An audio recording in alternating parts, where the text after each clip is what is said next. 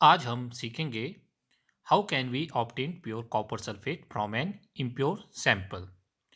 शुद्ध copper sulphate को उसके अशुद्ध सैंपल से कैसे प्राप्त किया जाता है। ऐसा सीखने के लिए हमें एक एक्टिविटी करनी पड़ेगी। एक्टिविटी का प्रोसीजर इस प्रकार से होगा।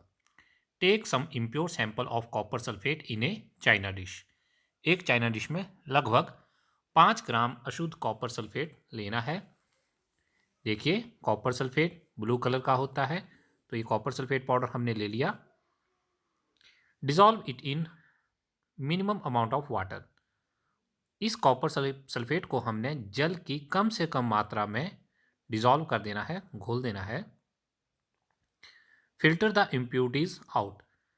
इस कॉपर सल्फेट के विलयन में, सॉल्यूशन में जितनी भी इम्प्योरिटीज अशुद्धियाँ थी, उन्हें एक फिल्टर पेपर की सहायता से छान लेंगे और पृथक कर देंगे। Evaporate water from copper sulphate solution so as to get a saturated solution. अब हमें कॉपर सल्फेट का सैचुरेटेड संतृप्त सॉल्यूशन प्राप्त करना है। तो उसके लिए हम कॉपर सल्फेट को गर्म करेंगे और उसमें से वाटर को इवेपोरेट कर देंगे, वाष्पीकृत कर देंगे। और जब कॉपर सल्फेट का सॉल्यूशन लगभग 1/3 रह जाएगा, तब तक हम उसको इवेपोरेट करते रहेंगे। Cover the solution with a filter paper and leave it undisturbed at room temperature to cool slowly for a day. अब इसको करने के बाद हम कॉपर सल्फेट को पूरा दिन और रात भर के लिए वैसे ही रहने देंगे, उसे ढक कर रखेंगे। नेक्स्ट डे हम देखेंगे, you will obtain the crystal of copper sulphate in a china dish. Copper sulphate के क्रिस्टल जो हैं हमें वो प्राप्त हो जाएंगे। वो हमें कॉपर सल्फेट के सॉल्यूशन में बिल्कुल दिखेंगे। उन्हें हम छान के अलग भी कर सकते हैं। तो देखिए, हमें कॉपर सल्फेट के क्रिस्टल प्राप्त हुए और ये कॉपर सल्फेट बिल्कुल प्योर है, शुद्ध है। This process is called crystallisation.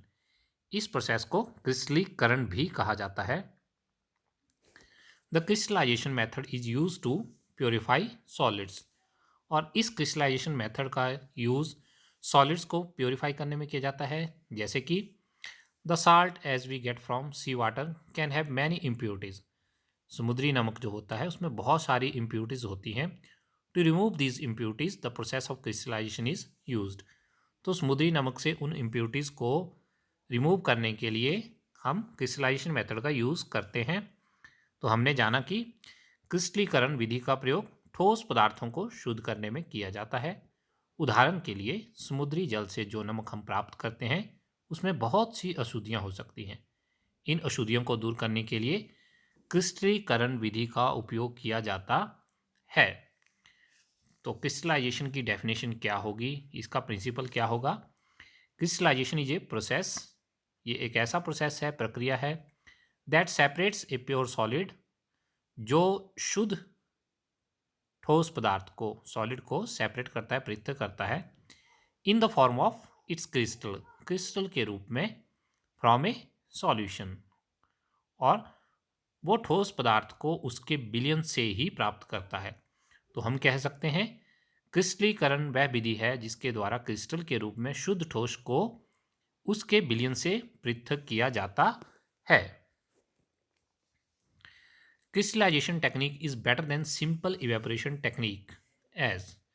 देखिए, क्रिस्टलाइजेशन में भी इवेपोरेशन की गई, वाष्पीकरण किया गया, और इवेपोरेशन टेक्निक जो है उसमें भी ऐसा ही किया जाता है।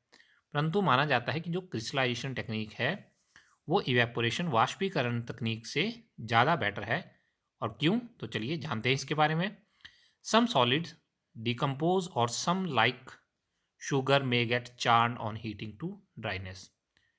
कुछ ठोस विघटित हो जाते हैं या चीनी के समान गर्म करने पर झुलस जाते हैं। तो क्रिस्टलीकरण मेथड में इस प्रकार की कोई गतिविधि नहीं होती है। Some impurities may remain dissolved in the solution even after filtration. छानने के पश्चात भी सॉल्यूशन में, विलेय पदार्थ में कुछ अशुद्धियां हो सकती हैं। On evaporation these contaminate the solid. और जब हम बाष्पीकृत करते हैं तो वह अशुद्धियां ठोस को खराब कर सकती हैं, दूषित कर सकती हैं। एप्लीकेशंस। अब क्रिस्टलाइजेशन मेथड कहाँ कहाँ यूज़ किया जा सकता है, क्या क्या इसके उपयोग हो सकते हैं? Purification of salt that we get from sea water. समुद्री नमक द्वारा प्राप्त नमक को करने के लिए क्रिस्टलाइजेशन मेथड का यूज होता है।